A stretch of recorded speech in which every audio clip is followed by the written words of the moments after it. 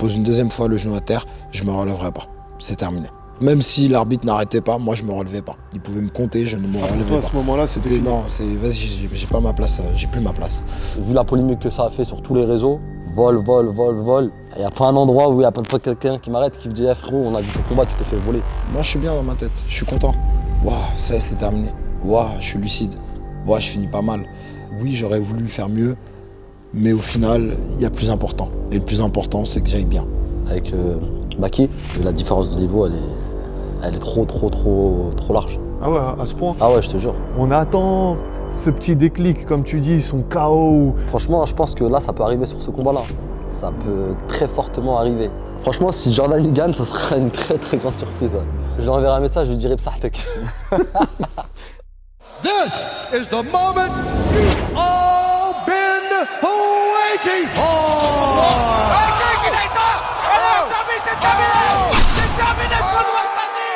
Les amis, bienvenue dans Fight Corner, votre nouveau podcast en direct ici du KFBC à Clichy et en compagnie de celui qui va m'accompagner sur chaque podcast, Aïssa, cofondateur de la salle. Comment ça va, Aïssa?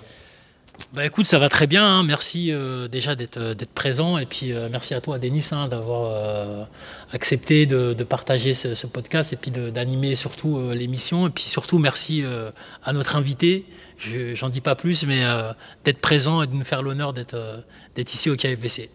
Bon, vous l'avez vu je pense de toute façon, l'invité aujourd'hui, invité de marque encore une fois, très heureux de t'avoir avec nous, Franck. Bah, t'es passé sur la chaîne il y a 10 jours, 2 semaines à peu près. On te retrouve aujourd'hui, pile 10 jours après ton combat face à Saladin Parnasse. Une question que j'ai envie de poser, assez classique, mais pour commencer, comment tu te sens depuis ce combat? Je me sens très bien. Alors déjà, merci. Je suis honoré d'être le premier invité sur votre podcast et je suis sûr que ça va marcher parce que les sports de combat, on le sait, en ce moment, c'est vraiment ce qui fonctionne. Tout va très bien. Écoute, j'ai pas de bobo, j'ai pas de blessure. Je me suis bien remis. Je me suis remis à mon vrai travail depuis maintenant 2-3 ans. C'est cofondateur de la Gloves Academy. Et je suis très content de retrouver mon quotidien. Bon, comment tu as vécu, on va rentrer tout de suite dans le vif du sujet. Hein. Pas de problème. Comment tu as vécu la Fight Week d'abord? Parce que nous, on s'est vu à peut-être 10 jours, 2 semaines de ton combat.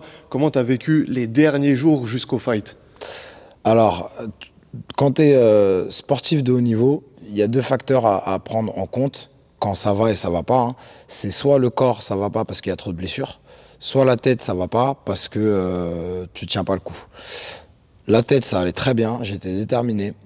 Le corps m'a fait plusieurs appels que je n'ai pas écoutés pendant au-delà de ma Fight Week, toute la prépa, et j'ai explosé à peu près au moment où on s'est vu, donc même avant la Fight Week, je vais dire 8-10 jours avant, où j'ai été en surentraînement, j'ai eu des migraines ophtalmiques, à pas pouvoir juste regarder du coin de l'œil parce que j'avais des migraines, ça allait pas.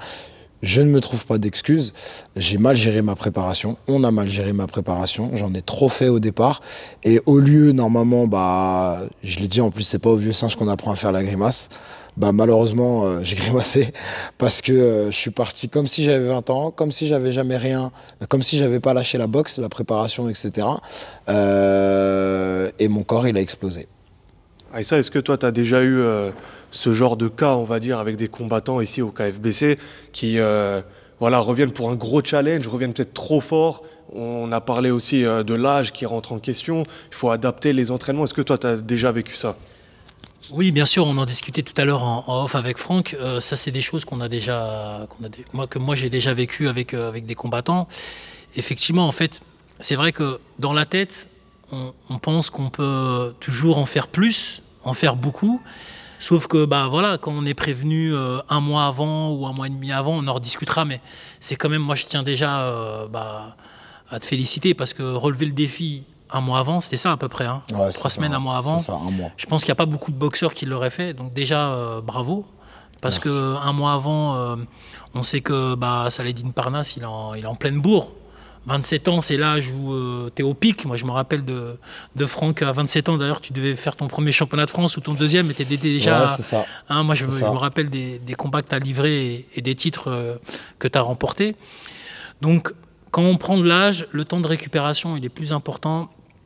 Et au niveau de la fréquence d'entraînement, effectivement, quand on va s'infliger 2 à 3 entraînements par jour, Le corps, eh bien, quand on a 25 ans, on va peut-être pouvoir tenir. Quand on en a 10, voire 20 de plus, parce que moi je connais un autre boxeur qui s'appelle Lionel Picor, qui a fait son dernier championnat du monde il n'y a pas très longtemps, et j'espère que c'est vraiment le dernier. Lionel, si tu m'écoutes, c'est vraiment le dernier cette fois-ci. On espère, Lionel, ouais. Mais effectivement, le temps de récupération, il doit être un peu plus long. Sauf que quand on a un mois, et là je voudrais bien t'entendre là-dessus, Franck, quand on a un mois, bah, on se dit qu'on n'a pas trop le temps, quoi. Il faut tout donner. Bah, c'est ça, il faut tout donner. Moi, tu me connais, je suis pas un tricheur. J'aime bien bosser. Je me rassure en bossant. Et je suis pareil. Je pense qu'il y a deux profils d'athlètes. Il y a ceux, je vais pas dire les tirs au flanc un peu, où on a besoin de leur mettre des claques derrière la tête pour qu'ils se bougent. Et il y en a, vaut mieux les calmer parce que justement risquer le surentraînement. Et il y a des choses que j'ai pas pris en compte. C'est que encore une erreur de ma part, c'est que j'aurais dû peut-être partir un peu de chez moi parce que oui, j'ai un confort, oui, je vois mes enfants, oui, c'est beaucoup d'amour, c'est du temps, etc. Ça me fait du bien. Mais des enfants qui ont 6 et 7 ans à la maison, quand tu rentres chez toi, tu récupères pas en fait. Tu vois, alors oui, maintenant c'est facile avec le recul de m'en rendre compte. Moi, j'y voyais mon petit bonheur quotidien, sauf que quand tu prépares un combat, tu peux pas te permettre ça. C'est des petites erreurs comme la Gloves Academy. Même si j'ai pas donné de cours, je reste le président de la salle, des salles. Et du coup, il y a des choses que auxquelles je dois répondre parce que je n'ai pas le choix, c'est mes responsabilités. Et je pense que le surmenage, ça n'a pas été un peu. C'est mon erreur. Comment ça s'est traduit concrètement dans le ring, le surmenage dont tu parles? T'arrives dans le ring, tu sais déjà que ça va être compliqué ou vraiment tu le sens dans les premières minutes? Non, parce que je t'ai dit, dans la tête, ça va. Ça veut dire que je suis conditionné. Ça y est, c'est le moment. Dans ma tête, j'arrête pas de me répéter, c'est le jour de fête, c'est le jour de fête. Exprime-toi, fais-toi kiffer. Et on en a déjà parlé, le résultat pour moi n'était pas important. Je voulais juste être fier de moi. Tu vois, c'était le principal. Alors là, ça n'a pas été le cas. Et en fait, dès la fin du premier round, et pourtant on n'a pas pris, j'ai pas pris plus de coups que ça. Ouais, je sens que ça va être compliqué, tu vois. Je me demande ce que je fais là. Je me dis, et pourtant, sur le plan cardio, ça va, hein, tu vois. Mais j'ai pas envie de me faire du mal. Voilà. J'ai pas envie de finir les bras en croix sur le ring. Je me pose des questions à me dire, est-ce que j'ai pas fait une bêtise? Est-ce que c'est pas le combat en trop que je risque de payer sur le restant de mes jours? Et c'est pas l'effet Parnasse entre guillemets, parce que encore une fois, je suis quelqu'un qui a relevé énormément de défis dans la boxe, dans mon sport, et simplement là, j'étais au mauvais endroit, au mauvais moment, même si je connaissais la deadline, le 4 octobre, un jour sans. Est-ce que c'est toutes ces questions-là qui t'ont fait un peu sortir de ton combat qui font que ça s'est terminé au deuxième round? Ou est-ce que c'est vraiment la vitesse, la puissance de Salah? Non, clairement, c'est ça. Alors, pour revenir aussi à la vitesse et la puissance de Salah, ma deuxième erreur, hein, alors, c'est pas une erreur parce que je le savais. Simplement, encore une fois, je l'ai découvert. Tu vois, quand je m'entraîne pas plus que ça, on va dire que je m'entraîne, 3-4 fois par semaine, mais que ça reste gentil. Je monte à 74 kilos. Et moi, je pensais que ça allait rester comme ça. Sauf que pendant la prépa, après l'entraînement, j'avais du mal à être à 71 kilos. Donc j'étais déjà au poids. Le jour de la pesée, je suis déjà au poids, j'ai pas besoin de faire de sport, je suis au poids. Et pourtant, par rapport au surentraînement, on avait décidé de lâcher un peu, de couper un peu. Donc je m'entraînais des petites demi-heures, un peu la leçon, tu vois, et j'étais au poids. Le lendemain, j'arrive, je suis à 71,5, ce qui est pas énorme. Salah a bien respecté le contrat, il se pèse à 19h, donc même une heure après, il est à 75,9. On a boxé à minuit, même s'il a pris, ça je le savais, peut-être 1 kilo, pour moi ça ne devait pas être dérangeant. Malheureusement, Salah ne pouvait pas descendre plus bas, parce que je l'avais quand même demandé, parce qu'il avait le KSW en moins de 77 au mois de décembre. Malheureusement, pareil, j'en ai payé les frais le jour J. Je ne regrette pas, ça fait partie de la vie, ça fait partie de l'aventure. Comme je le dis, tu joues, faut savoir perdre. Non mais toi, on sait que tu as déjà prouvé, tu as une longue carrière derrière toi. Et déjà, comme je le disais tout à l'heure, c'est impressionnant d'accepter un combat comme ça en un mois. C'est vrai qu'on s'est interrogé par rapport aussi à la catégorie. Moi, je t'ai connu à 63 kilos et c'est sûr que 71 kilos 500, c'est moins ta catégorie, peut-être Ah où ouais. je dirais pas que tu es moins affûté, parce que je pense que tu es en forme. Mais c'est vrai que quand il y a un surentraînement ou quand on est pas dans sa catégorie, on peut se retrouver avec une fréquence cardiaque peut-être plus limitée. Est-ce que le fait qu'aussi Salah-Eddine Parnasse part très vite dès le début, est-ce que toi tu as réussi d'entrer à retrouver ton second souffle, ou est-ce que tu t'es pas trouvé dès le début pas dedans Non, je pense vraiment pas dedans parce que tu vois, le souffle, non, ça allait. Tu vois, même quand, oui, mais un coup, je pose le genou à terre, je ne voulais pas prendre plus de coups. Et je pense que vraiment, c'est pas une question de cardio, c'est vraiment, tu sais, le trop plein de coups que j'ai pris pendant un mois. Comme je te le disais tout à l'heure, j'ai fait des séances à faire 4 rounds de 6 minutes, avec toutes les minutes un changement de partenaire et des mecs qui font entre 75 et 95 kilos. Donc c'était Pour toi, énorme. c'est pas la différence de poids en tout cas. Non, T'es je pense que habitué à ça. c'est L'accumulation de de l'entraînement qui fait que... Voilà, et c'est comme si en fait chaque jour à l'entraînement c'était mon jour de combat, et le jour du combat, putain les gars, j'en peux plus. Il y a aussi un truc, c'est ce qu'il y avait à côté. Et c'est vrai que j'ai donné énormément d'interviews. Alors c'était aussi le but, non pas pour moi mais pour la Gloves Academy. Et la semaine avant la Fight Week, du lundi au vendredi, j'ai des interviews. Et tu vois, j'en parle à mon associé en disant je n'en fais plus. J'ai eu la voix. Je crois que quand tu m'as vu, j'ai la voix cassée. Tu vois, là, elle commence à revenir. Mais en fait, et pourtant, je ne donne pas de cours. Bah ça, tu as totalement raison en fait. C'est tout ce qui est à côté. Les vidéos YouTube, les Bah interviews. ouais. Tout ça, en fait, et puis ta vie familiale aussi. C'est-à-dire que tu le disais tout à l'heure, quand on a 20 ans, moi je dis toujours aux boxeurs, profite que tu sois au lycée ou à la fac ou que tu n'as pas encore de vie familiale. Parce que quand tu n'as pas de vie familiale, tu n'as pas d'enfants à aller chercher à l'école, tu n'as pas vérifié les devoirs, les faire coucher, les déposer le matin, les activités, courir, bah quelque part, c'est la meilleure période pour pouvoir se préparer. Mais c'est vrai qu'en termes de gestion, tout ça, bah, c'est une fatigue supplémentaire. Est-ce que c'était le combat justement où tu as dû le plus donner la parole aux médias, où vraiment il y a eu, où tu as passé le plus de temps en interview, etc. Ouais. Aux médias, ouais, clairement. Ça aussi, c'était un nouveau truc du coup. Après, ça me posait pas de problème, tu vois. Comme je t'ai dit, moi dans la tête, ça allait, tu vois. J'avais la voix cassée, fracassée même. Je sais pas si t'as vu les commentaires, il y en a qui disent ouais, t'as la voix de Mister You. Ouais, non, j'ai pas regardé. Justement, je m'étais dit, et c'était un truc où on s'était dit avec ma femme, les commentaires, on regarde pas. Parce que malheureusement, encore aussi, la génération réseau, c'est quelque chose que moi j'ai découvert avec le temps. Je suis pas trop dedans, je suis proactif dans ma vie, je suis pas proactif derrière mon clavier. Parce que sinon le temps passe et que tu fais pas grand chose.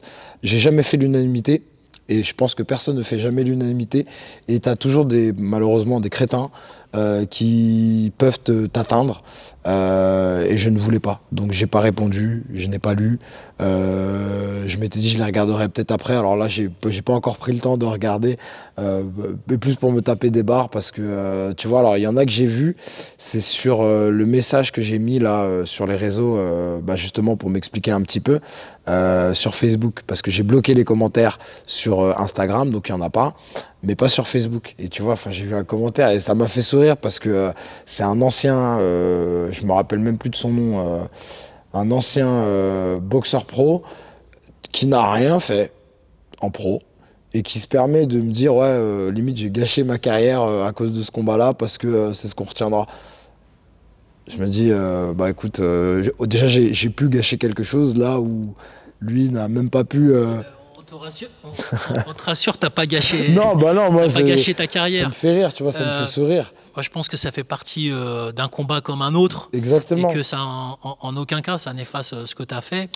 Et du coup, est-ce que ça, voilà l'interrogation que j'ai, on en discutait tout à l'heure avec Denis, est-ce que du coup, ça te donne pas envie quand même de retenter un combat plus à ta catégorie, où tu aurais peut-être un peu plus le temps de te préparer, histoire de finir en beauté sur quelque chose de différent, faire un espèce de jubilé, parce que tu as arrêté effectivement il y a 2 ans, mais ça s'est fait, on va dire, tu sortais d'un championnat d'Europe, si mes souvenirs sont bons. C'est ça. Mais c'est ce qu'on se disait tout à l'heure avec Denis, est-ce que tu n'aurais peut-être pas envie de finir sur autre chose là, c'est tôt comme question. Peut-être que ça va mûrir plus tard.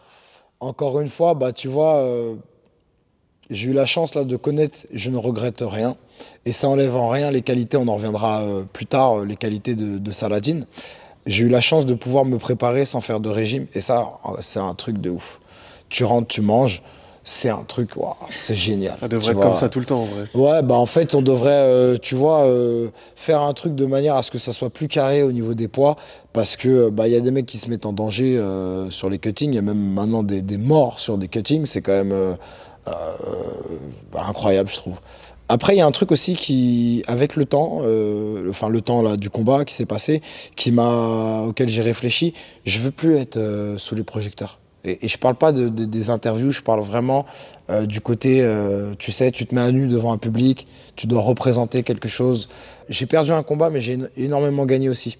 Tu vois, ne serait-ce mes enfants, tu es un exemple en montrant l'exemple. Tu vois, tu peux pas dire fais ci, fais ça, soit comme ci, soit comme ça, et toi tu le fais pas. Mon fils était persuadé que j'allais gagner, il arrêtait pas de faire son shadow et de dire papa il va faire ça, ça là, papa il va faire ça, ça là. Je lui disais non, m'a dit, tu ne sais pas, on ne sait pas. Et quand tu veux jouer, il faut être prêt à perdre. Au Monopoly, à la boxe, à tout ce que tu veux, il faut être prêt à perdre, sinon tu ne le fais pas. J'ai énormément appris sur ça. Je pense qu'aujourd'hui, mon message et ce que je peux apporter à certains athlètes, et même des athlètes du quotidien, de la vie de tous les jours, nos élèves, je pense à nos élèves de la Gloves Academy, je pense que j'aurai beaucoup plus de poids sur cette partie-là, et je ne peux pas être et avoir été en même temps. Je ne peux pas tout faire. Donc là, tout de suite, non. Tu vois, remonter sur le ring, même pour un jubilé, même pour finir en beauté, j'ai perdu un combat, mais j'ai gagné d'autres batailles. J'ai alors un exemple vraiment personnel. Mes parents qui se parlaient plus depuis quelques années sont séparés. Le jour du combat étaient là tous les deux et se reparlent. Bah pour moi c'est une victoire, tu vois. La Gloves Academy qui a été mis en lumière. C'est ça. C'est une grosse victoire aussi. Ça a permis de donner une belle visibilité aussi. Déjà à toi, parce que voilà, tu n'étais pas forcément connu par les connaisseurs, mais là, c'est vraiment le grand public. Et je pense que c'est bien parce que ça t'a permis aussi de te mettre en lumière, le travail que tu fais au quotidien avec tes salles. Et ça, quelque part, c'est aussi quelque chose de gagnant, quoi. C'est quelque chose de positif. Il y a énormément de positif. Et du coup, je préfère, tant pis si j'ai perdu mon dernier combat. J'ai tellement gagné à côté que finalement, je préfère rester sur ça. Après, on ne sait pas de quoi demain est fait, hein, on ne sait pas. Mais je ne pense pas. Personnellement, je ne pense pas. Je voulais rebondir juste parce que tu parles de ton entourage, les enfants, les proches. Toi, au moment où tu es sur le ring et dans ce deuxième round, tu poses une deuxième fois le genou à terre, le combat se termine. Qu'est-ce qui te traverse l'esprit en premier? Tu penses à eux et eux aussi, comment ils ont réagi à ça? Alors, c'est marrant, j'ai pensé à moi. Parce que... tu vois, je pense qu'on traverse tous des moments dans notre vie. Et oui, de mes 18 à 25 ans, je pense que mon trop-plein d'énergie, je pense que mon hypersensibilité, je l'ai évacué à travers la boxe, tu vois, même plus longtemps. Et aujourd'hui, j'ai envie de bien vieillir. Et c'est un truc... tu vois, j'ai toujours cru que j'allais mourir jeune. Enfin, je sais pas comment, hein, mais... Et aujourd'hui, j'ai mes enfants, j'ai ma famille, j'ai tout pour être heureux, je vis dans une belle maison. Donc j'ai pensé d'abord à moi, tu vois, en me disant, je pose une deuxième fois le genou à terre, je me relèverai pas. C'est terminé. Tu vois, donc même si l'arbitre n'arrêtait pas, moi je me relevais pas. Il pouvait me compter, je ne me relevais pas. Pour toi, à ce moment-là, c'était fini. Non, vas-y, j'ai pas ma place, j'ai plus ma place. J'ai envie de bien finir mes jours, j'ai envie de voir mes enfants grandir, j'ai envie de continuer de développer la Gloves Academy. J'ai tout en fait pour être heureux aujourd'hui. Tu vois, il y a 10 ans, la boxe, c'était... pour moi, c'était juste un échappatoire. Il y a 15 ans même, plutôt. Il y a 15 ans. C'était quelque chose où, tu vois, ce que j'entendais, c'était... oui, c'est pas un travail. Mais en fait, c'était le seul truc qui me faisait du bien dans la vie. Aujourd'hui, je suis heureux. Je suis apaisé. J'ai une femme qui m'aime. Je l'aime. J'aime mes enfants. J'ai mes parents. J'ai des amis. J'ai mon frère. Enfin... Pourquoi je vais aller me chiffonner avec un gars pour vider mon trop-plein et pour courir après je ne sais trop quoi? Je suis passé à autre chose. Non, moi, je pense qu'il y a aussi quelque part une lucidité. On en parlait tout à l'heure. Finir les bras en croix, les locomotions que tu peux avoir aussi, les commotions pardon que tu peux avoir aussi, les commotions cérébrales que tu peux avoir. Ça, le grand public, il viendra pas vérifier comment est ton état de santé. Il s'en fiche. Tu vois. Il s'en fiche de ça. Et le pire des exemples et le meilleur des exemples en même temps, Mohamed Ali, tu vois, Parkinson, finir comme ça, il y en a eu qu'un de Mohamed Ali. Par contre, il y a eu plein de cas de personnes qui ont fait de la boxe et qui finissent par avoir Parkinson. Et derrière, c'est des personnes qu'on ne connaît pas, qui sont anonymes, et ils ont voué leur vie à leur sport. Et malheureusement, ils terminent avec ça. J'ai pas envie de ça. Alors, je touche du bois, je ne sais pas comment l'avenir est fait, mais j'ai plus envie, j'ai envie de passer à autre chose. C'est vraiment ça. Et ma deuxième pensée, oui, c'est mes enfants. Parce que j'ai pensé à moi, et après, j'ai pensé à mes enfants, à ma femme, en me disant, je vais retrouver mon quotidien. Et ça me fait du bien. Dernière question par rapport à toi. Après, on reviendra aussi sur ce que tu as pensé de la performance de Salah, etc. J'ai l'impression que tu digères plutôt bien maintenant ce combat, ce qui s'est passé. Est-ce que j'ai tort ou... Non. Tu sais, à partir du moment où le combat il se termine, moi je suis bien dans ma tête. Je suis content. Waouh, ça y est, c'est terminé. Waouh, je suis lucide. Waouh, je finis pas mal. Et en fait, je réagis très bien. Dès le lendemain, alors pas le lendemain, on était dimanche, j'ai ma famille chez moi, mais dès lundi, je reprends le boulot directement, la Gloves Academy, j'en suis ravi. Oui, j'aurais voulu partir tout de suite en vacances, mais déjà j'avais pris un mois de prépa, c'était un peu compliqué, tu vois. J'enchaîne mon quotidien, je suis heureux de le retrouver et voilà, tu vois, j'ai reçu beaucoup de messages très sympas, hein, très gentils, comme si j'allais pas me remettre.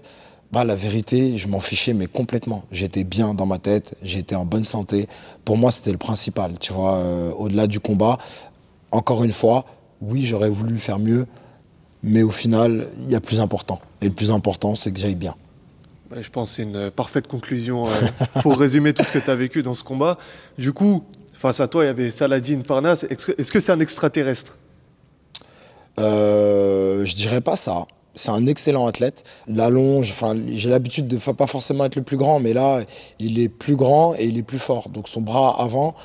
je me dis, j'ai pas envie de le prendre 15 fois dans la bouche. Dans le premier round, il est arrivé à toucher. À la fin du premier round, il commence à pouvoir toucher. Je me dis, j'ai pas trop envie.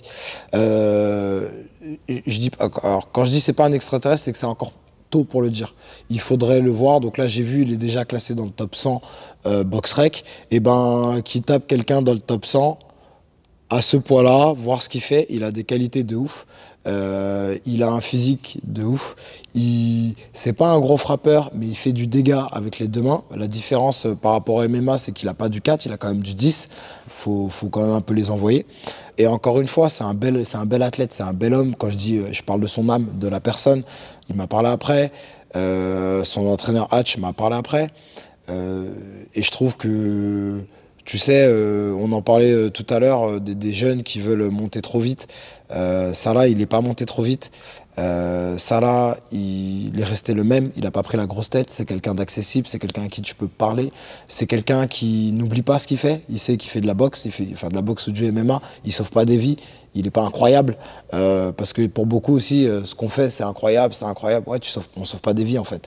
Tu vois, faut pas oublier, il y a un siècle maintenant, les personnes qui faisaient des sports de combat à l'époque de la boxe, ils savaient pas lire, ils savaient pas écrire.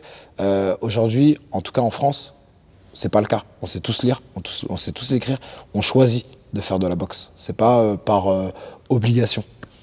Toi, Issa, d'un point de vue extérieur, qu'est-ce que tu as pensé justement de ça là sur ce combat ?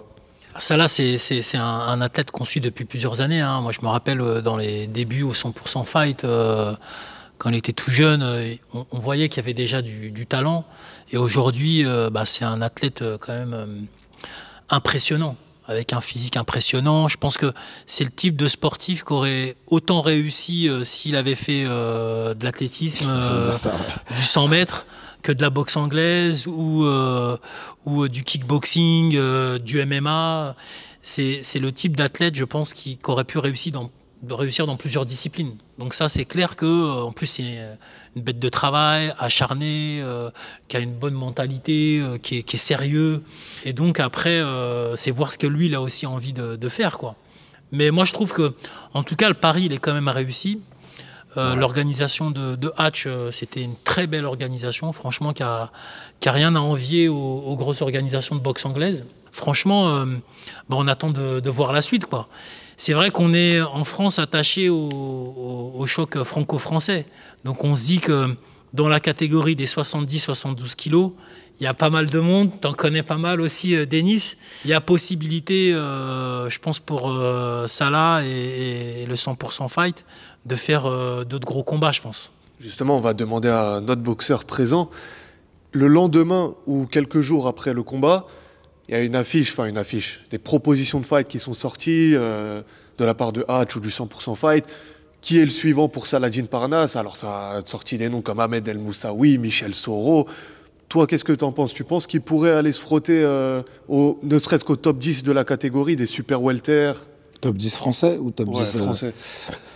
Je rebondis d'abord sur ce que tu as dit, Aïssa, parce que je veux pas qu'on prenne mal ce que j'ai dit. Saladin, quand je dis que c'est pas un extraterrestre, c'est un athlète hors norme. Hors norme, ça veut pas dire extraterrestre. Les mecs que je vois comme des extraterrestres, moi, c'est des Crawford, des Mayweather. Voilà, c'est ce que je voulais dire. Mais en effet, c'est vraiment en MMA, en tout cas, c'est un sacré athlète. Après, on va voir par la suite en boxe anglaise.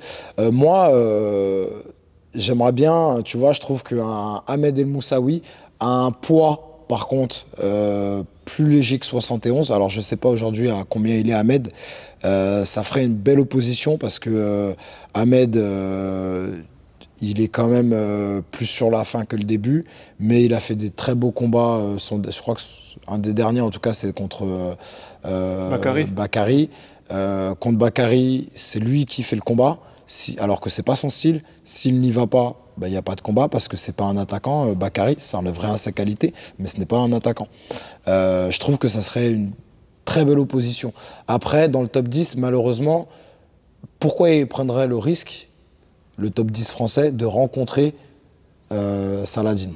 Tu vois, et je pense que ça se voit de plus en plus aujourd'hui au MMA, où les mecs font des choix.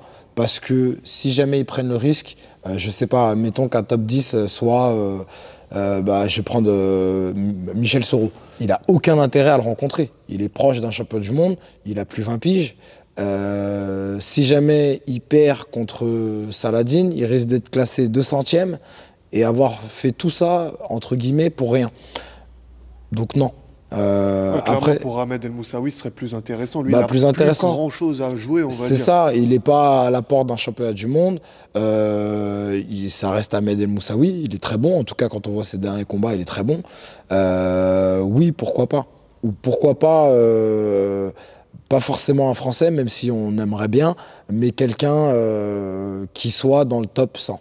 En fait, le truc, c'est qu'un Français, c'est ce qui vendrait, c'est ce qui remplirait, encore une fois, l'Adidas Arena. Mais oui, c'est pour ça que moi je pensais à un choc franco-français, parce qu'on sait que forcément ça remplirait la salle.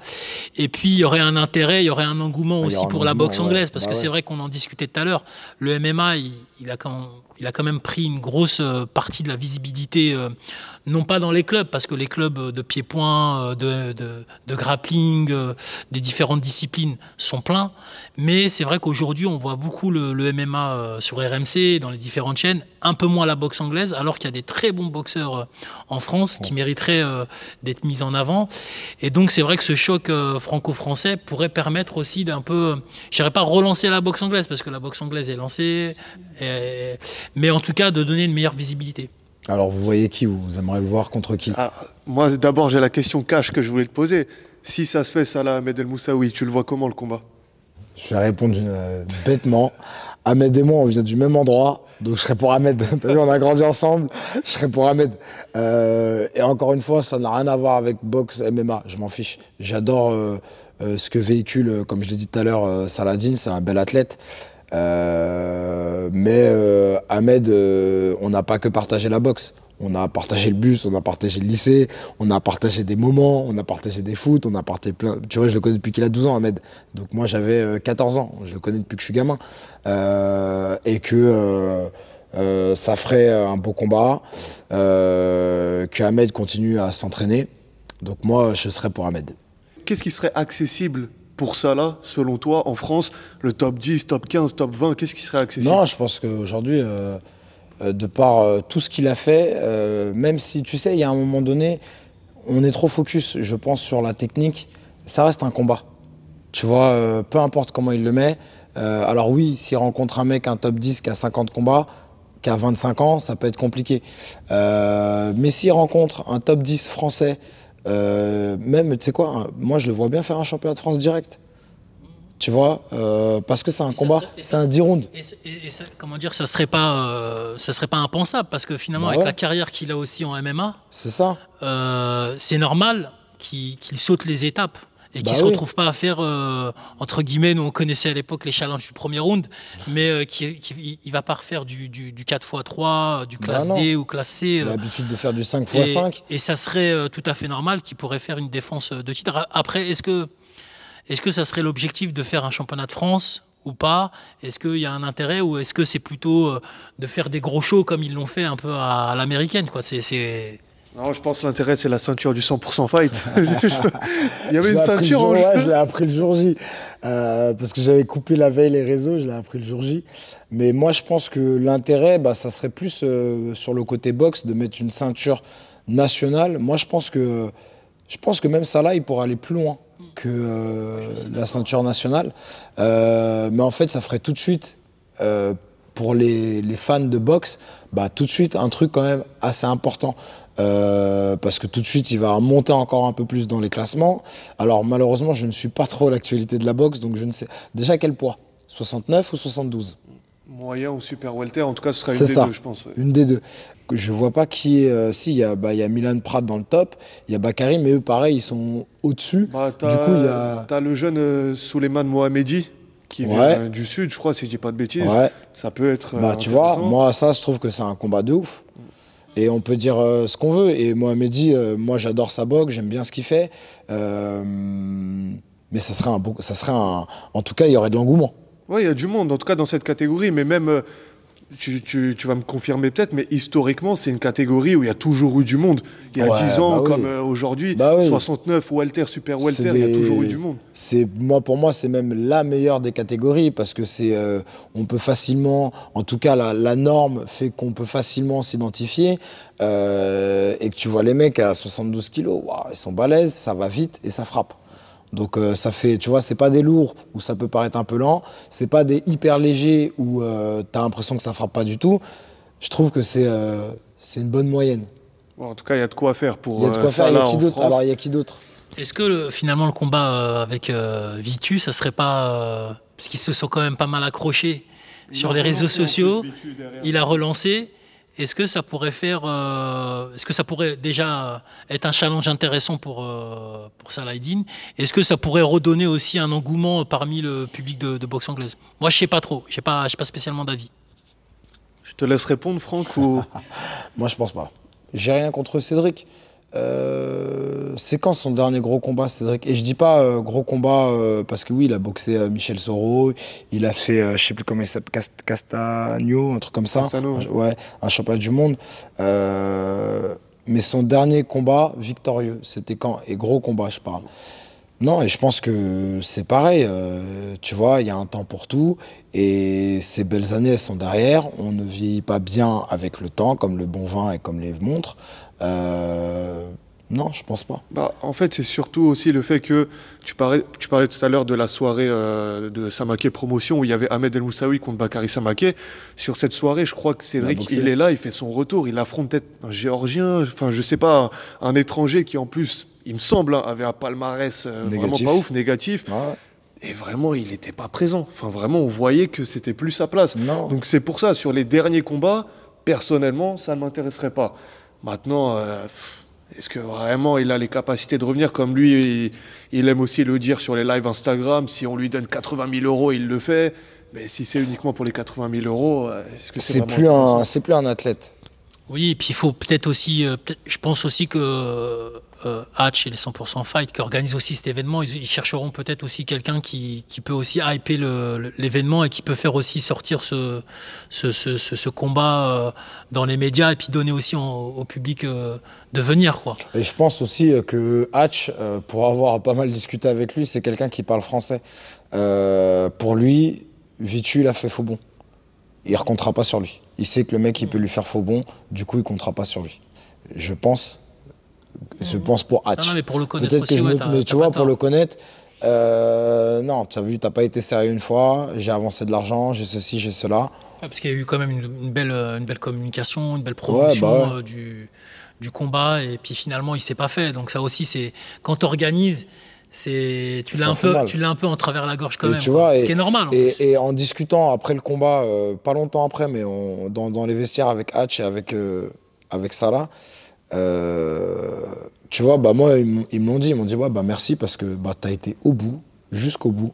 Et franchement, il y a personne qui voulait en France finalement. Non, mais c'est clair, non, mais je te l'ai dit tout à l'heure. C'est sûr qu'un mois avant, mis à part trouver un étranger un peu à faire valoir, c'est ça. Tu trouves pas un athlète comme ça qui va accepter de relever le défi sur aussi peu de préparation. Parce qu'un mois, malgré tout, ça reste quand même court. Ça reste court. On va pas se cacher, hein. Une bonne préparation, on parle de. Après, c'est pas une excuse. Hein. Pour moi, t'as vu, j'étais vraiment. Non, mais cherche pas des excuses. Vis-à-vis de moi, je parle. Non, vis-à-vis de toi, je cherche pas des excuses. Mais on sait qu'un mois, malgré tout, ça reste court. Après, tu as un athlète, tu t'entraînes quand même régulièrement. Je fais toujours du sport. Tu fais du sport tous les jours. Même si je suis pas à 80% au moment où il me prévient, je suis quand même à 50%. Oui, tu t'entraînes. Donc en fait, j'ai juste à repartir la machine. Voilà, tu vois, c'est un truc que je connais, la boxe. Voilà, simplement, je me suis cramé. Après, on le sait, il y a pas mal de choix, quoi. Donc là, après, je vais regarder. La catégorie, elle est riche. Il y a de quoi aller chercher des adversaires intéressants. Bah attendez, parce que là, il va rentrer sur BoxRec. On va voir tout de suite le classement français. Parce que là, c'est vrai que de tête, en fait, c'est vrai que j'avais le classement français il y a 4-5 ans, où vraiment, même il y avait les Dylan Charat, etc., tu vois. Mais là, c'est vrai qu'aujourd'hui, ça a pas mal bougé. Je sais qu'il y a des jeunes du BAM, notamment, je crois que c'est Enzo Marguerite, Rasoul Doukaev, qui est de la salle de Milan Prat aussi. Enfin, il y a pas mal de monde dans ces poids-là, on va dire. Je sais pas exactement dans quel caté il boxe, mais il me semble que c'est dans cette zone-là. Alors, dans le top, dans les super welter, le top 10, en premier, c'est Bakary Samaké, Milan Prat. Donc eux, on sait que c'est mort. Le troisième, c'est Ahmed El Moussaoui. Et toujours donc, là. Tu vois, voilà. Après, il y a Reda Kam, qui est pas mal du tout. Et c'est vrai qu'en termes de gabarit, moi, j'ai mis les gants avec lui. Ça pourrait vraiment être pas mal. Il a été champion de France, je crois. Il a été, si je me trompe pas, 4 ou 5 fois champion de France. Il y a Victor Yoka. Alors, pareil, moi, je trouve que... En fait, tu vois, là, c'est des combats, que ce soit... tu vois, Reda Kam... Refaire un 5e ou un 6e championnat de France, je trouve que ça vaut pas trop le coup. Pourquoi pas l'Union européenne contre eux directement Enfin, moi, en tout cas, je trouve que le combat, à regarder, ça va être sympa. Il va y avoir de l'envie des deux côtés. Après, je suis classé numéro 9 en super welter, bah dis donc.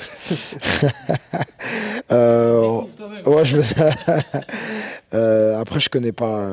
Déjà là, les deux que tu as cités, franchement, ce serait super intéressant. Hein, moi, je trouve, tu vois, Ahmed, Reda ou Victor, c'est. Ouais, et puis ça va être des combats engagés. Tu vois, les deux vont s'entraîner pour gagner. On verra ce qui se passera par la suite.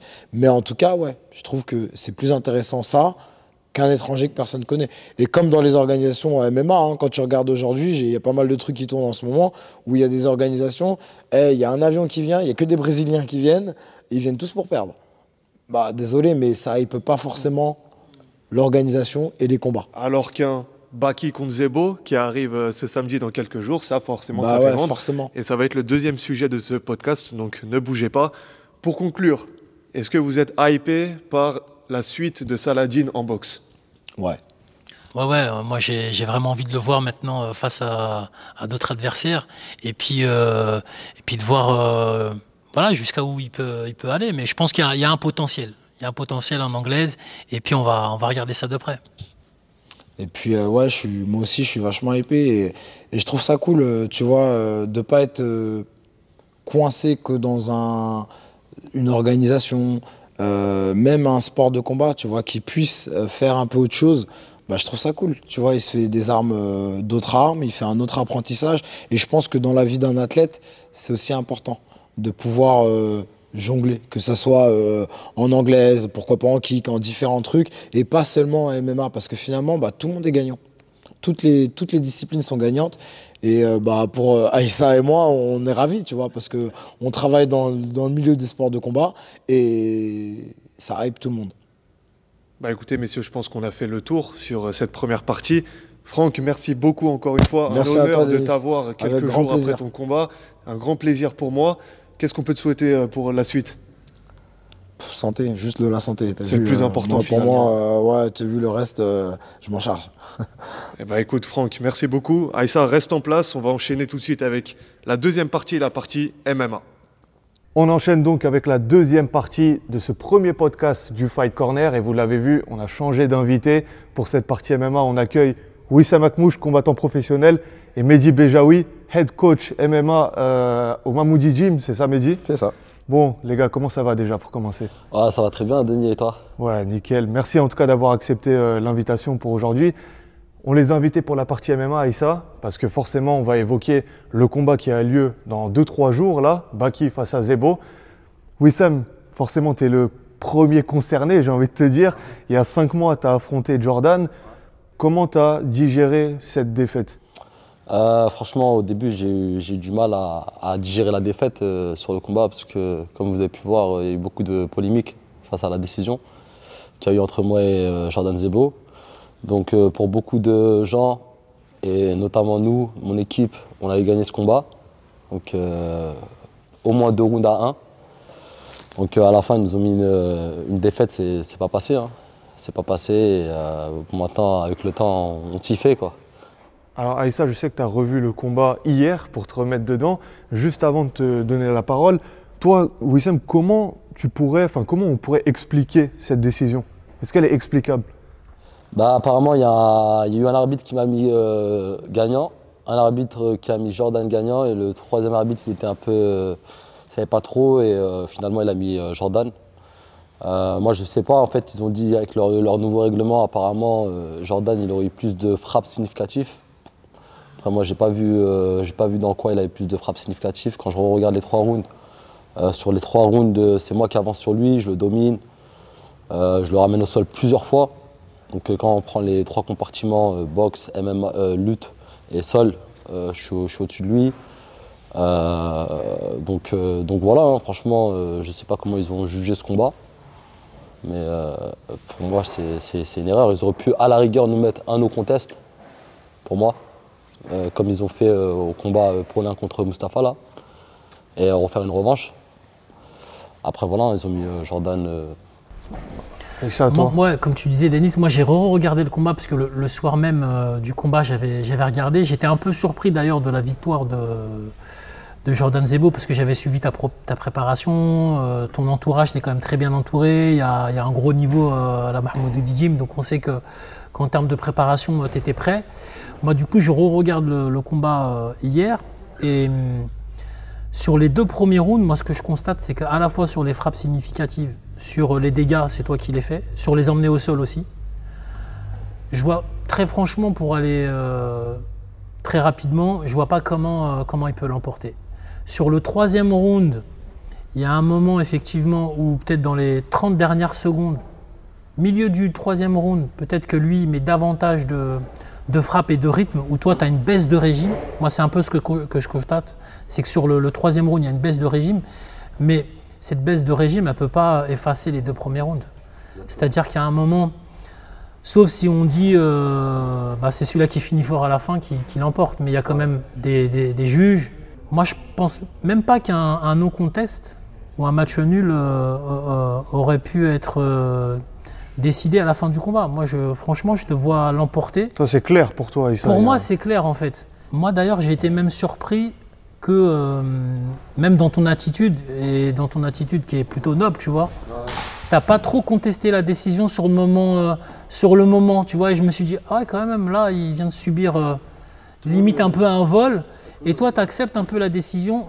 Et moi, comment je l'analyse, mais tu vas pouvoir nous dire pourquoi, je pense que tu es un peu déçu de ton fin de 3e round, et c'est ça qui fait que tu te dis... t'as peut-être pas encore le recul sur le moment pour dire j'ai subi une défaite en fait qui est pas légitime. Ouais, en fait, on arrive à la fin du 2e round. Je suis avec Nico et Mehdi. Ils me disent écoute, tu sais, on a gagné le premier et le deuxième. Je dis on reste comme ça au troisième, si on fait pas d'erreur, on a gagné le combat. Moi, c'est vrai que je commençais à être un petit peu fatigué sur le troisième round. Du coup, je dis bon, je vais temporiser. Je vais pas aller le chercher comme au premier ou au deuxième. Je vais juste rester tranquille et voilà, pour moi j'ai gagné. Donc c'est vrai que vers la fin du troisième round, je crois qu'il restait peut-être 2 minutes. Je commence à avoir une petite baisse de régime, mais bon, il se passe non plus. Voilà, Pas grand-chose, pas grand-chose, non quoi. plus. Pas grand-chose, il se retrouve sur moi, mais rien, il n'y a pas de dégâts significatifs, il n'y a rien du tout. Et à la fin, j'arrive même à me relever. Pour moi, je me dis j'ai gagné, tu vois. Donc tranquille. Donc la décision, elle arrive. Et en fait, à la fin, quand je vois, ils disent Jordan Zebo, en fait, dans ma tête, je dis putain, les bâtards, ils m'ont niqué, tu vois.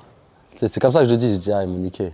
Mais toi, tu t'y attendais, tu savais que ça pouvait arriver ou pas du tout? Pour moi, en fait, j'avais gagné.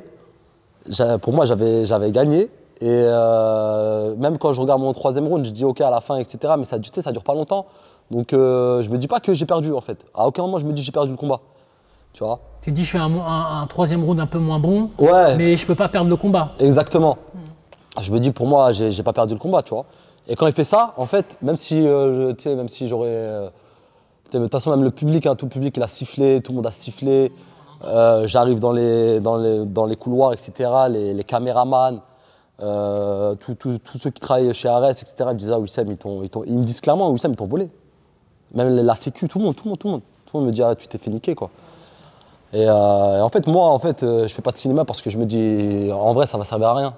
Tu sais, que je fasse du cinéma ou pas, ils vont pas revenir et changer la décision, tu vois. Je fais un post sur Instagram où je mets les photos du combat, etc. Et je mets comme quoi on n'a pas compris qu'on allait faire un courrier pour contester déjà la décision. Et voilà, je m'adresse aussi à Ares un petit peu. Tu vois, j'ai quand même 5-6 combats chez eux. Et voilà, je leur dis que en gros, pour moi, j'avais fait assez pour avoir gagné le combat. Et que je trouvais pas ça normal et que à la rigueur j'aimerais une revanche. Je le dis clairement dans mon post. Je leur dis moi on aimerait une revanche immédiate parce qu'en vrai ça c'est un combat qui aurait nécessité une revanche directement, tu vois. Est-ce qu'ils n'avaient pas déjà peut-être un plan tu sais, en mettant Jordan maintenant c'est ce que je me dis en fait. Quand je vois tu que vois, maintenant... pour ce qu'on va aborder ensuite. Est-ce que finalement en fait, ils n'avaient peut-être pas déjà un plan en se disant maintenant quand j'ai vu que finalement Jordan il allait combattre Baki, j'ai dit en fait, je pense que c'est ce qu'il voulait. Tu sais, il voulait le propulser, je pense, vers la ceinture. Il aurait fallu que tu le mettes KO, quoi. Peu, ou en tout cas que le combat s'arrête pour pouvoir vraiment l'emporter. Ouais, je pense que vraiment pour gagner, il aurait fallu soit que je le soumette, soit que je lui mette vraiment une très très très nette domination. Tu vois, où vraiment il n'y a pas à discuter, quoi, sur les 3 rounds. Il n'y a jamais eu de discussion pour une revanche immédiate ou pour une revanche tout court? Non, j'ai pas eu de proposition derrière pour une revanche. En plus, moi, mon contrat, il s'était arrêté à ce moment-là. C'était mon dernier combat, donc on était en phase de renouvellement normalement. Et derrière, en fait, j'ai pas eu de proposition sur une revanche. Et moi, en fait, c'est ce qui m'intéressait. Donc, vu la polémique que ça a fait sur tous les réseaux, on peut le voir sur tous les commentaires. Vol. Même dehors, hein, quand je me promène, hein, je te dis la vérité, je vais sur Paris, je vais n'importe où. Il n'y a pas un endroit où il n'y a pas quelqu'un qui m'arrête, qui me dit hey, frérot, on a vu ton combat, tu t'es fait voler. Tu t'es fait voler, c'est trop. J'ai eu la même impression. Mais partout.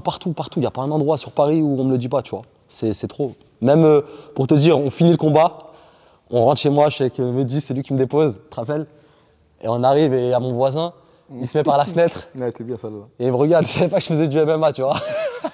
Et il vient, il me dit, mais c'est mon voisin, mais c'est lui que tu viens de voir sur Canal Plus là et tout, tu vois. Il dit ça, il se met par la fenêtre. C'est toi tout à l'heure dans la cage, ouais, là. Il se met par la fenêtre, il dit, oh voisin, comment tu vas et tout. Et je dis ouais ça va et tout, il me dit mais tu viens de combattre là et tout. Et je dis ouais et tout. Il me dit ah putain tu t'es fait voler. Ah je le savais tu t'es fait voler tu vois. Et il va me dire ah, je savais qu'ils allaient le faire passer lui. Je sais pas pourquoi je savais mais tout le monde était sous le cul tu vois. Et puis voilà quoi tu vois. Bah justement on va donner la parole à Mehdi qui ne s'est pas encore exprimé. Mehdi j'imagine que tu étais sur place. Bien sûr. Déjà toi il me semble que tu as pu coacher un peu Jordan Zebo ou pas du tout? Moi j'ai coaché les 3 moi. Donc, moi, ok, Baki, Wissem et Jordan. J'étais le head coach de Baïsangour sur tout l'Ares. On s'est séparés au combat d'Oumbé. Donc je connais bien Baïsangour dans les 3 et Wissem, je les connais très bien. Et Jordan, il faisait mes entraînements. J'avais 2 entraînements là-bas au Factory à l'époque, Venom. C'était un cours d'MMA et monter le niveau de grappling du groupe MMA. Donc Jordan, je le voyais souvent aussi. Donc je sais bien comment il est. Donc je peux bien témoigner des trois. Donc dis-moi par rapport à cette question. Est-ce que tu t'attendais du coup à cette physionomie de combat entre Wissem et Jordan? Ouais, bien sûr. Je savais très bien comment Jordan il combat. Tu sais, Jordan, il a une particularité, et là on pourra reparler même sur l'affrontement qu'il aura avec Basango. C'est quelqu'un qui est comme Cyril. Il est moins bon, beaucoup moins bon à la salle qu'en combat. Tu vois, c'est un peu comme quelqu'un qui réserve des surprises le jour J. Ah, qui va se transcender le jour du combat. Voilà. Pourquoi? Parce qu'ils ont un truc un peu dans ces profils-là. C'est un peu des geeks. Tu vois, ils aiment beaucoup apprendre. Ils sont beaucoup en train de chercher beaucoup d'informations. Mais tu sais pas quand tu les entraînes comment ça imprime le jour J. Parce qu'ils n'ont jamais leur vrai niveau à l'entraînement. Parce que pour eux, ils ont un bouton Beast Mode, tu vois, où ils se galvanisent. Et puis... Donc je sais à quoi ça ressemblait la physionomie du match. Je connais le niveau à Wissem. Ils ont déjà tourné ensemble souvent. Je sais ce qui aurait pu être mis en place de leur côté pour que ça puisse avoir une gêne particulière. Il n'y a pas un scénario où il aurait pu gagner, tu vois. Debout, Wissem il tient debout, il s'entraîne à la boxe maintenant, il tient normal. Au sol, il est très au-dessus. Phase de lutte, il est beaucoup plus agressif et on l'a vu à chaque fois qu'il est rentré, il a été. On peut voir dès le départ un peu, bon c'est un petit clin d'œil, quand il amène Jordan dès le départ en le soulevant, c'était un peu la spéciale à Jordan aussi. Donc c'était un peu une manière aussi de marquer le coup sur le fait que dans ta discipline, je m'installe complètement. Et après, bah, il y avait juste à dérouler, tu vois. Donc non, il n'y avait pas un endroit où Jordan aurait pu gagner.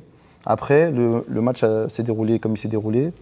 Tu peux le revoir 10 fois, tu vas avoir 10 fois la même impression, tu vois, sur le fait que Jordan prend le dernier pour l'attitude, on dira. Tu vois, ça compte beaucoup dans la boxe, ça.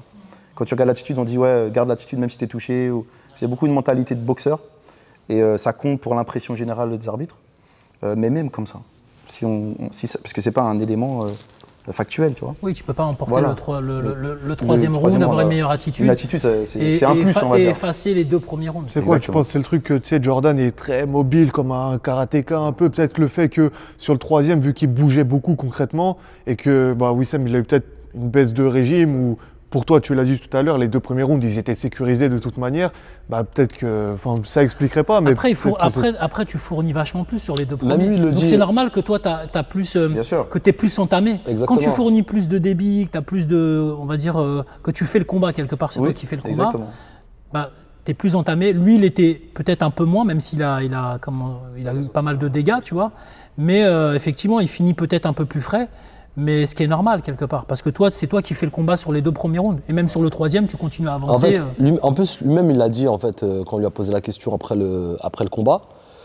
Il dit que pour lui, il a remporté le premier et le troisième. Donc il dit que pour lui, il a perdu le deuxième. Mais quand tu dis que tu perds le deuxième, automatiquement, tu perds le premier, parce que sur le premier round, c'est là où vraiment je l'ai encore plus dominé que sur le deuxième. Oh, c'était ton meilleur round. Le premier, c'était mon meilleur. Donc s'il admet que je l'ai gagné au deuxième, normalement, tu admets que j'ai gagné aussi au premier, tu vois. Et après ça, en fait, lui, je lui en veux pas, tu vois. Parce que Non, lui, il a fait il son a fait combat, son on lui combat. donne la Ouais, décision. bien entendu. Ce que je veux dire. On le donne Ça a aucun vainqueur, rapport avec il bien accepte, sûr, il c'est apprend, normal. il va pas. Voilà, tout à fait. il accepte, mais comme tu as dit, c'est quelqu'un qui recule beaucoup. Il envoie ses jambes, mais derrière, voilà, c'est quelqu'un qui recule beaucoup, donc il faut tout le temps aller le chercher, etc. Après, normalement, voilà, je l'ai ramené au sol plusieurs fois. C'est vrai, après, j'ai pas réussi à le tenir ou à le finaliser. Et c'est le débat que j'avais moi avec des juges arbitres qui me disaient finalement la lutte maintenant elle compte moins que les dégâts quand tu es Ouais, debout. c'est ce qu'ils disent. c'est ce qu'ils disent, ouais. Et moi Apparemment, c'est quand même un peu c'est très discutable ça parce que le MMA je pense que c'est parce qu'il y a une vague de lutte, tu vois, je pense qu'ils sont rentrés dans ça, en se disant, bon, amener un gars 10 fois au sol, d'accord, mais c'est-à-dire pour eux, c'est pas vendable, je parle pas des arbitres, mais des organes en général, ils veulent de l'action. Donc je pense que les frappes au sol, pour eux, c'est plus spectaculaire. Ça a dû influencer aussi les systèmes de notation pour qu'il y ait quelque chose après la lutte, tu vois. Parce qu'avant, c'était très bien noté, le fait d'amener quelqu'un. Bien sûr, moi j'ai toujours Bien connu sûr, comme ça. c'est connu dans le MMA quand ça s'est développé. Maintenant, ils veulent voir du dégât. C'est-à-dire que même si tu l'amènerais, on a vu plusieurs, on pourrait dire une jurisprudence, tu vois. On a vu plusieurs gars amener des gars au sol, donc dominer le combat, un peu la physionomie du combat avec Jordan, sans gagner le combat, parce que pas de frappe significative au sol. Donc c'est-à-dire que ça devient une nouvelle donnée dans l'arbitrage. Mais c'est même la donnée numéro 1 aujourd'hui. Maintenant, Si voilà. tu amènes au sol même 10 Voilà. fois, ouais. mais Y t'as a pas rien. envoyé ne serait-ce qu'un petit ground and pound, c'est comme si c'était C'est rien comme ça passé. passé, exactement. C'est Donc, dingue. faut le prendre en ouais, compte maintenant. c'est- Alors que c'est un vrai effort. Hein. Parce qu'en vrai, c'est du MMA. Du MMA, t'es jugé sur la partie boxe, lutte et sol. Donc à partir du moment déjà où tu mets une amenée, pour moi, une amenée déjà, C'est, je sais pas, par exemple au grappling, tu fais une amenée au sol, tu prends 2 points. C'est comme si tu avais mis une combinaison debout. Voilà, quoi, exactement. Tu vois, Ouais, voilà, c'est ça. Parce que ça demande quand même un effort, ça demande un timing, ça demande, tu vois ce que je veux dire. bien sûr. Donc normalement tu prends tes points. Ensuite si tu passes ta garde, tu te retrouves dans son dos, c'est pareil, pour moi tu prends des points aussi. Tu vois, Je et le ensuite, compare t'as au les frappes. kickboxing, tu mets un balayage sur le mec qui part à high kick, tu me balayes, tu le fais tomber normalement. Normalement. Est-ce que toi, tu as des regrets sur ce combat? Tu parlais de peut-être il manquait des dégâts, de finaliser. Est-ce que tu penses que tu aurais pu le finir ou faire mieux encore? Ouais, moi je pense que j'aurais pu le finir, ouais. En vrai, j'aurais pu faire mieux, c'est sûr. Si j'aurais pas gâté déjà le 3e round avec on va dire une meilleure condition physique, mais après, voilà, c'est jamais facile le jour d'un combat, comme in event. Il y a du monde, il y a du stress, le sommeil, etc. qui fait que des fois ça peut perturber aussi tes performances le jour J, tu vois. Mais sinon, au-delà de ça, non, je pense que j'aurais pu le terminer. Même avec un meilleur cadrage, un meilleur travail au sol, tu vois. Sans se Mais tu sais, moi ça me fait précipiter. penser un peu quand t'emmènes un combattant à l'étranger. Généralement, tu te dis, bon, soit tu gagnes avant la limite, Toi, parce tu que t'es volé. sinon, Ouais. si tu vas au bout, C'est ça, tu exactement, perds. ouais. Et en fin de compte, cette réflexion-là, elle fait que bah, c'est pas normal, quoi. Parce que toi, tu as fait ton combat, tu as gagné tes rounds, tu finis peut-être un peu moins bien sur le 3e, mais il n'y a pas de raison, en fait, de se dire que tu dois automatiquement finir le combat pour gagner. combat pour l'emporter. Ouais. Après, là, tu rentres dans le fait de savoir s'il y a des impointances ou pas, avec l'orga, le fait qu'il y ait une écurie dans l'orga et autres. Ça, c'est quelque chose sur lequel personne ne peut avoir d'avis. Si tu es une orga et qu'il y a un roster de combattants, comme c'est le cas à l'ARES, tu peux légitimement au moins te poser la question. Pas forcément leur jeter l'opprobre, tu vois, mais au moins te dire, il se peut que des gens qui sortent de cette écurie, il faille les finir de manière significative pour ne pas prendre le risque d'eux. Donc c'est pas comme en terre étrangère, mais il y a une odeur d'eux, tu vois. Donc il faut vraiment faire une grosse perf si tu tombes sur ce roster-là pour être sûr qu'il n'y a pas de doute. Même si aller plus loin que cette parole-là, c'est peut-être aller, tu vois, glisser. On peut au moins être prudent sur la manière de le dire. Les amis, je vous interromps 2 secondes parce que je sais que Aïssa doit partir très bientôt. Je crois que c'est l'heure quasiment. C'est l'heure, ouais. Donc C'est vrai. voilà, on va le libérer. Je dis ça comme si c'était ma salle alors qu'on est chez lui. t'invite, ouais. Mais en tout cas, Aïssa, j'espère que ça t'a plu. Bah ouais, ce ouais, premier c'est très- podcast avec très, de très superbes sympa, ouais. invités. Très sympa. Merci à toi vraiment. On se retrouve très prochainement pour un Pour la prochain suite. podcast, pour le Avec prochain grand épisode. plaisir.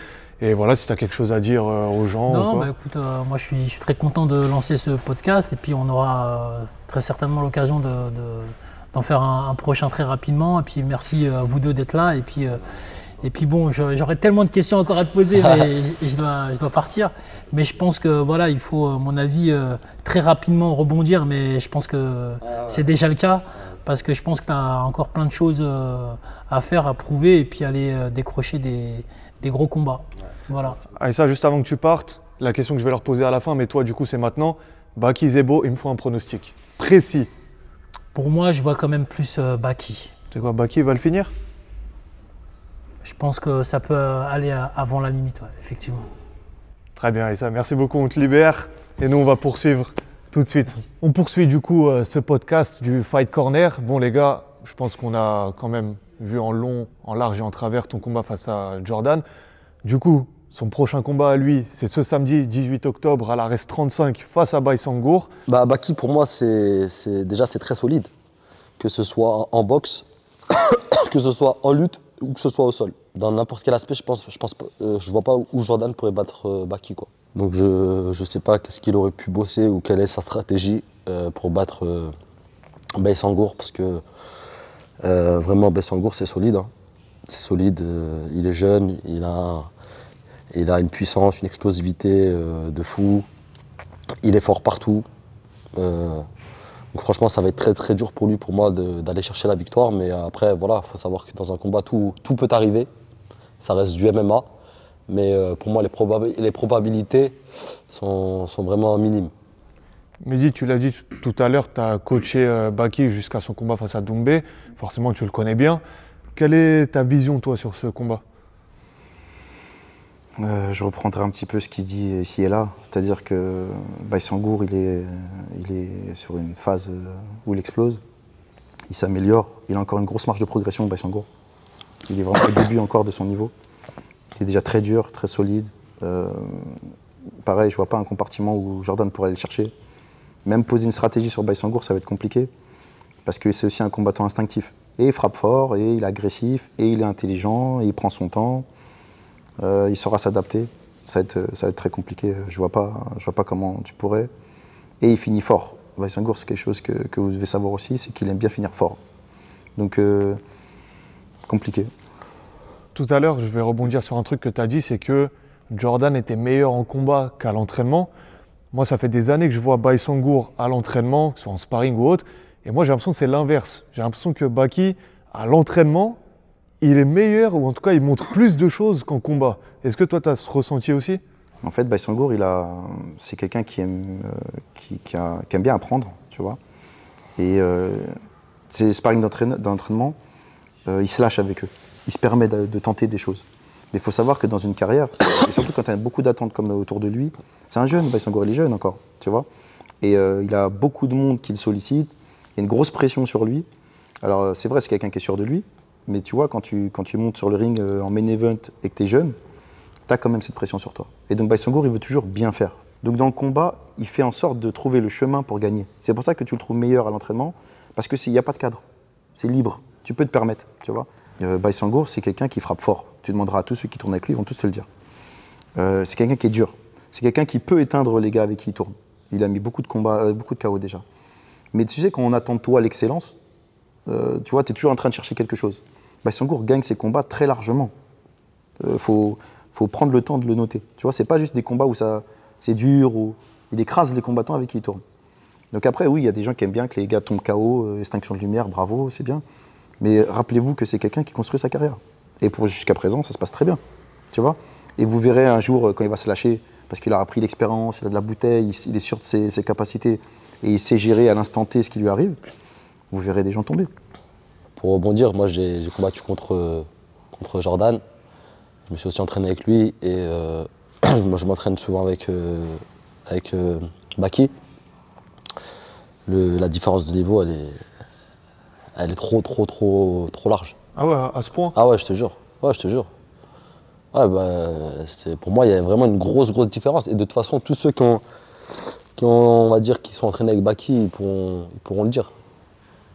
C'est intéressant que tu dises à ce point. C'est-à-dire que pour la perception de quelqu'un qui voit les deux combattants, il y a des éléments, ça m'intéresse pour le coup, tu vois.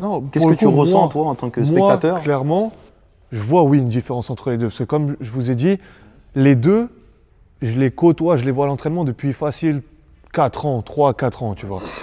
Je vois, pour moi, Baki, oui, au-dessus, dans quasiment tous les compartiments, je pense. Maintenant, que Wissem dise la différence, c'est limite un gouffre entre les deux, c'est très large. C'est vrai que ça, je pense, c'est quelque chose que seul un mec qui les côtoie vraiment à l'entraînement, qui a tourné avec eux, peut le constater, peut le dire, tu vois. Ouais, je comprends. Ah, pour moi, il y a une très grande différence entre les deux. Après, voilà, Jordan aussi, il est jeune. Il est en train de se construire aussi.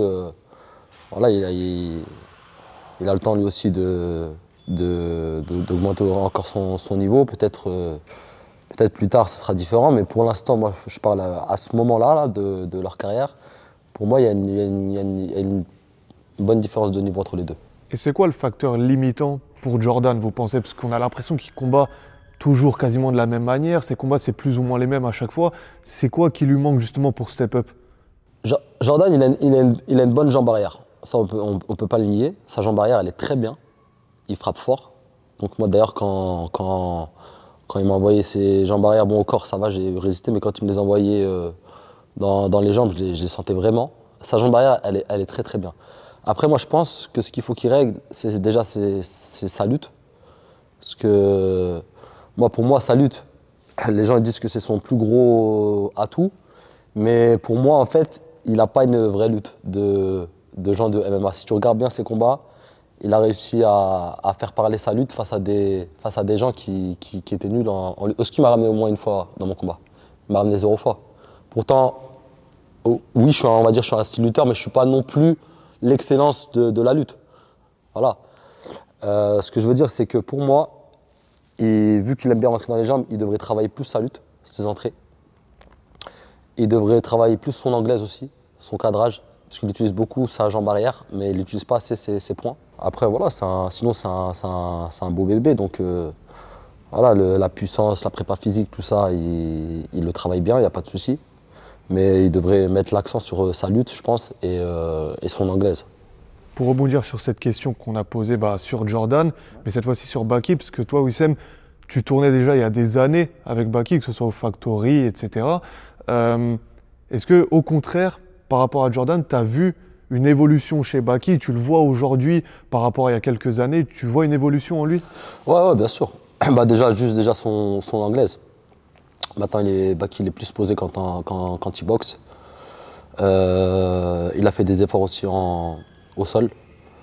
Au sol, il se relève beaucoup plus facilement. Il avait déjà un bon judo à l'époque. Ça n'a pas changé. Mais surtout, moi je pense que c'est surtout en anglaise. Ouais. Il a fait un gros travail sur sa boxe.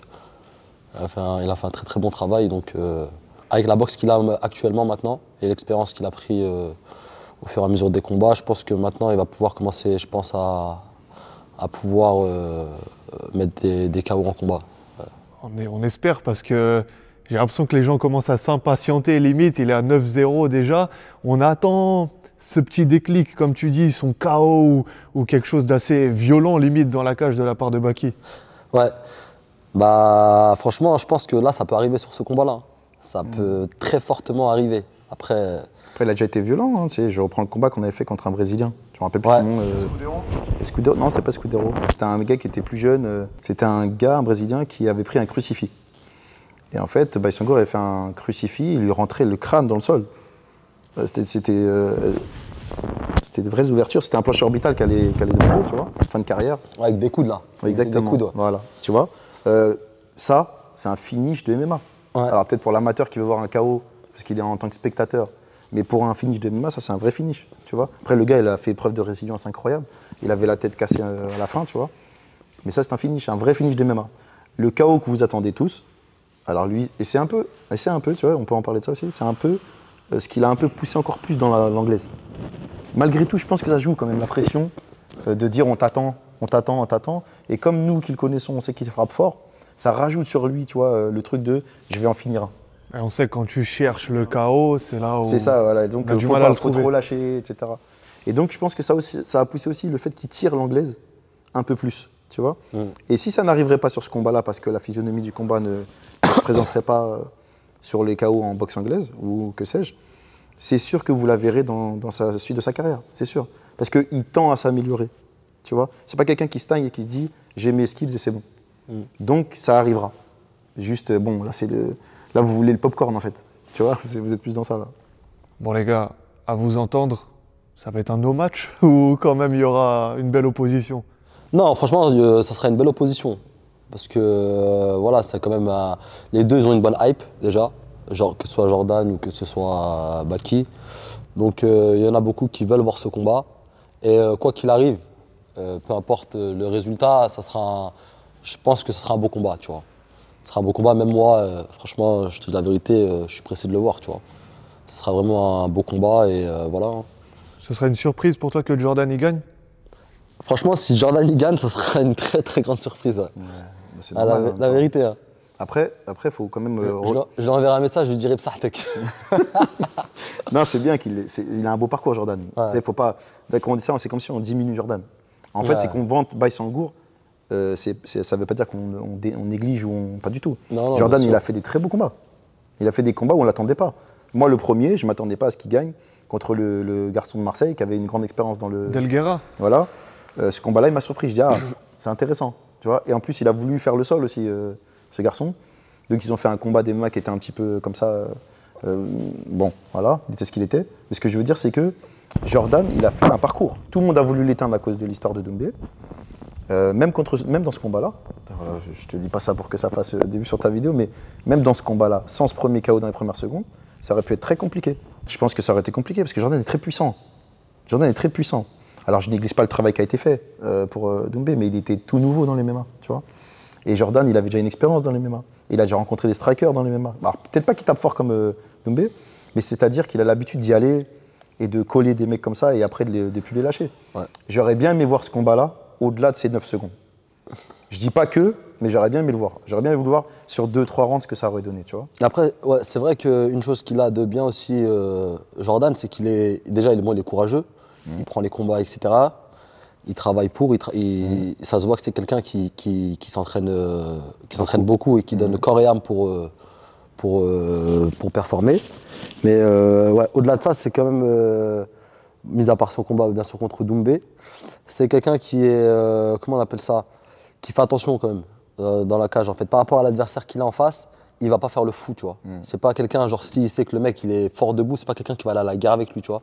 Il a quand même, il est quand même sur ses combats, il est quand même intelligent, tu vois. Il a une intelligence de combat, tu vois. Il sait comment combattre quelqu'un, par exemple, fort debout, il va essayer de le ramener au sol, de gagner son combat comme ça. Il va pas chercher non plus à faire des choses spectaculaires. Il va rester dans des choses simples, tu vois. Et voilà, bah, jusqu'à maintenant, ça lui a permis de gagner. Donc ça, par contre, c'est une chose qu'il a de bien. Et je pense que face à Baki aussi, ça va être la même chose. Il va, je pense, essayer de chercher l'intelligence. Tu vois, il va pas aller à la guerre avec Baki. Ça, il n'y a pas le choix. Ça, je le sais. Ce serait pas intelligent Tu de le vois. faire. Ouais, ce sera pas intelligent. Je pense qu'il va essayer de faire un peu le même combat qu'avec moi. Il va essayer un peu de reculer, envoyer ses jambes. Toucher, sortir, Voilà, dès que Baki bouger. va commencer un peu à le cadrer, à vouloir lui envoyer la foudre en anglaise, il va se barrer, tu vois. Je pense qu'il va chercher un peu à faire des choses comme ça. Ça va être un combat professionnel. Tu vois, là on est dans un cadre où il va falloir être très pro. Même entre les rounds, ça va beaucoup compter. Si ça passe le premier, je demande d'avoir les réglages. Mehdi, tu viens de dire si ça passe le premier round, il y a moyen pour toi que ça se termine au premier round? Bien sûr, bien sûr. Il y a moyen que ça se passe au premier round. Mais j'aimerais pour le show et pour le MMA français que ça dure. Baïsangour, ça lui donne de l'expérience. Jordan, si ça passe, ça lui donne de l'expérience. Dans tous les cas, ça va leur servir. Voilà, donc si tu parles pour un pronostic, comme ça, moi, je te dirais deuxième round. Je dirais que Baïsangour, il va accélérer, que ça va être dur. Et si ce n'est pas le cas et qu'ils rentrent dans un défi physique et qu'ils font les 5 rounds, c'est que du plus pour les spectateurs. Tu vois, ça sera intéressant. Moi, je m'intéresse beaucoup là, à ce combat-là, à l'inter-round. C'est ça qui m'intéresse. Parce que là, c'est plus pareil. Là, c'est une vraie gestion de pro. Si l'un ne mange pas l'autre, ça va être un vrai combat professionnel. Donc, je demande à voir. J'espère que ça va durer. Et pour toi, Wissem, du coup, comment tu vois ce combat se dérouler? Moi, je pense aussi, hein, je pense que Baki il a les armes pour pouvoir finir le combat, je pense, au deuxième round. Moi, je dirais deuxième ou maximum troisième round. En tout cas, ça ne fera pas 5 rounds pour moi. Et voilà, si ça fait 5 rounds, bah, moi, de toute façon, moi, mon côté, il est plus pour Baïsangour, vu que c'est mon partenaire et c'est mon frère, tu vois. Donc moi, j'espère juste que le combat, il se finira bien, sans blessure des deux côtés aussi, parce que je ne souhaite pas le mal à Jordan non plus. Bien sûr. Donc j'aimerais juste que le combat, il se finisse bien, sans blessure des deux côtés. Et puis voilà, mais je dirais plus un pronostic, si je dois donner un pronostic, ça serait une victoire au deuxième round pour Baïsangour. Après, comment? Le KO, c'est si Jordan il accepte de Faire la guerre. avec Baki, ouais, ça peut se finir en KO. Maintenant, si Jordan c'est quelqu'un, s'il prend l'option où il est prudent, ou voilà, il essaye de se déplacer, etc. Mais ça nécessite une caisse. Hein. Ouais, ça nécessite une caisse, ouais. Ça peut durer déjà plus de rounds et après, voilà. Ça peut pourrir un peu le combat. Mais Et toi? après, chacun sa stratégie. Et moi? Bien sûr. Alors moi, contrairement à vous, je pense que le combat il va durer un peu plus longtemps. Je pense que si ça se termine, c'est au moins fin du troisième ou même au moins quatrième. Moi, de base, je partais sur Baki décision. Allez, pour me mouiller vraiment, j'irais Baki soumission ou alors ground and pound au quatrième. Voilà. Ouais. Voilà, les gars, vous avez voulu, ils m'ont demandé, On t'a j'ai poussé, joué le jeu. on t'a poussé, De ouais. base, je suis présentateur, mais c'est pas grave. Bon, quoi qu'il arrive, ça reste un combat très intéressant pour le public français, pour le MMA français. Et c'est ce samedi 18 octobre, donc dans 2 jours au moment où ce podcast sort. Donc il ne faudra pas louper ça. Ton actualité, Wissem? Bah, nous, on est là, on s'entraîne à fond. On attend une date. Hein. On ne sait pas encore dans quelle organisation. Pour l'instant, on est toujours en attente. Et certainement, il y aura des nouvelles très bientôt. Bah, c'est tout ce qu'on te souhaite. Les amis, n'hésitez pas à suivre ces 2 hommes sur les réseaux. Leur Instagram s'affiche dès maintenant. Merci à vous d'être passés pour ce premier épisode du Fight Corner. Pour ceux qui ont regardé jusqu'au bout, n'hésitez pas à liker, commenter, partager. On se retrouvera au moins une fois par mois ici au KFBC. Merci à Aïssa, encore une fois, le cofondateur de la salle. Et on se retrouve très bientôt. Merci à vous, les gars. Merci. Merci, mon gars.